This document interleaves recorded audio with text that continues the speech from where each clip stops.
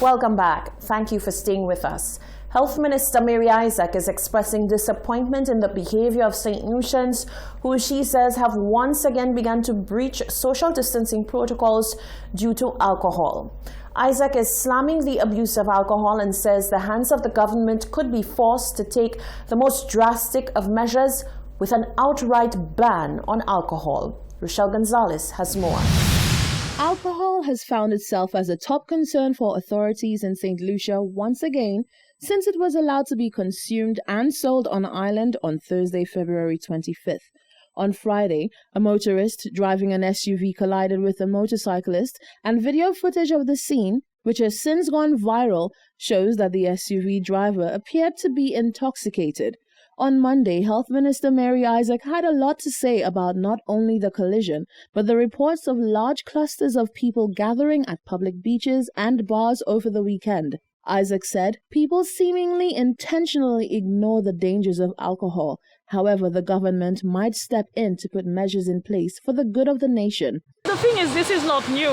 We have had numerous people losing their lives as a result of drunken drivers hitting them, and as a result of drunken drivers having motor vehicle accidents. And I find in St. Lucia we do not take that seriously enough. The penalties are not high enough, and we really have to look at doing something about that. People are behaving as though alcohol is a priority.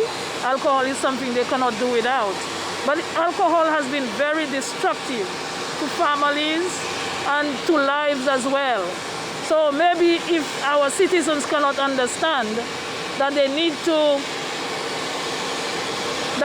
to be responsible when they consume alcohol, we may well have to maybe ban alcohol altogether, because it is really putting a dent in our healthcare system and in a lot of people's pockets as well as families. Alcohol has destroyed a lot of families in our country. Following this bold statement, Isaac was asked about the island's main substance rehabilitation center, Turning Point, namely, what role it can play to help reduce the island's alcohol abuse issue. Isaac explained that you can bring a horse to water, but you cannot force it to drink. Turning Point is a facility you come to voluntarily, and that in itself does not create the sort of mandatory requirement for people who are caught drinking alcohol to come to that facility and get the help that they need. There's also a stigma attached to Turning Point, and a lot of people, even if they were to agree to get help, they may not necessarily want to be seen to be coming to Turning Point. So that is another problem. The health minister implored St. Lucians to think about the image that they are painting of the nation, as the reputation, she said, is being tarnished by alcohol abuse steadily. I want to say to St. Lucians that this is not a very nice image that they are sending out there of our country. It is really portraying us as a country of drunken alcoholics, and that is not very good. We need to stop that. That is not what social media is intended for. And we ought to stop using social media to destroy people, to destroy ourselves, to destroy our economy, and to destroy each other. In Friday's collision, the motorcyclist was taken to the Owen King EU Hospital in an alert and oriented state. Reporting for Hot 7 News, I am Rochelle Gonzalez. Since his announcement of interest in running the Beaufort South seat, National Security Minister and Senator Herman Gill Francis says he has received a barrage of criticism and attacks. Well, the senator is speaking out, stating that he has no skeletons in his closet and that attention should be paid to individuals who are glorified villains in society. Genevieve Gonzague reports. Minister for National Security Herman Gill Francis has set his sights on representing the Beaufort South constituency. In January, Francis was successful in a runoff against another UWP hopeful, Sabina Valmont. Francis decries what he calls incessant attacks for people who he deems to be operatives of the St. Lucia Labour Party. However, he says he has no intentions of allowing malicious individuals out to tarnish his reputation to stop him. I've never been arrested. There's never been a report at any police station against me. And so persons are just using all sorts of things. I mean, if you go and you investigate all politicians, you will see those who have skeletons in the closet. And they are the ones being portrayed as heroes, persons who have criminal records. persons who have been accused of getting involved in homicides and all these other things. But because it suits certain persons' agenda, then that is it. But I have never done anything wrong. And as far as I'm concerned, I said so. The only thing I have is my name. That's all I have. I came into politics with everything that I have. Okay, I have not gained anything else from politics. So, and up to last night I said so. Francis was asked to elaborate on his claims of glorified villains being embraced by the public. In this parliament, no. But if you have done your investigations, you'll find out, you'll know. It is always, it's there, you know, it's there for everybody. Okay, depending on what side of the fence you are. You're a hero or you're a villain. So you do your investigations and you can find out. There are persons who have been convicted in court. They have been convicted in court. And others are now being charged. So it's there. And I say one day maybe when I leave the governance of this country or politics, I want to get into journalism. Because I will definitely, when I start going at certain people, you will understand what's happening. We have people on the talk shows who have been convicted, who use obscene language, do everything. And I don't see you all bringing it out. I don't see you all talking about it, saying that this is wrong, and I don't want to be associated with that. It's happening all the time. Minister Francis is adamant that he will take anyone to task for trying to defame him. Reporting for Hot 7 News, I am Genevieve Gonzalez. Thank you, Genevieve. The United Workers' Party held its National Council meeting on Sunday, the 28th of February.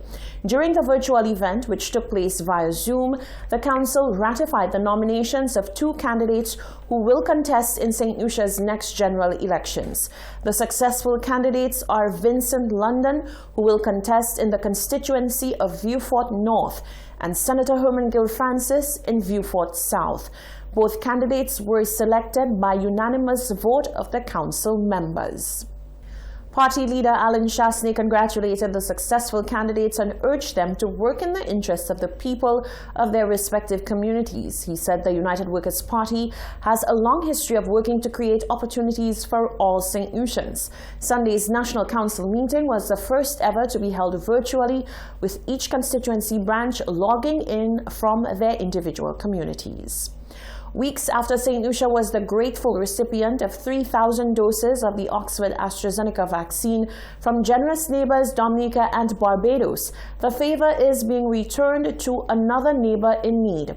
Prime Minister Alan Chastanet says it is only fair to keep the good deeds going by extending a helping hand to Grenada in the same way one was extended to St. Lucia. Rochelle Gonzalez has more. Nearly 2 weeks ago, with the island in the grips of a third wave of COVID-19, St. Lucia's neighboring islands reached out with a life-saving favor.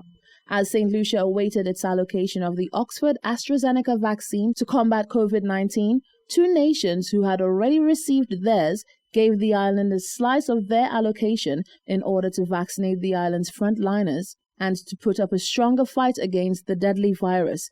Prime Minister Alan Chastanet expressed his gratitude for the gesture and revealed that the island is now happily in a position to do the same to a country in need of the vaccine, now that the local ministry has received its batch. I want to thank Prime Minister Motley and also Prime Minister Skerritt for understanding what the process was and certainly giving us some of their allocation until our own allocation arrived.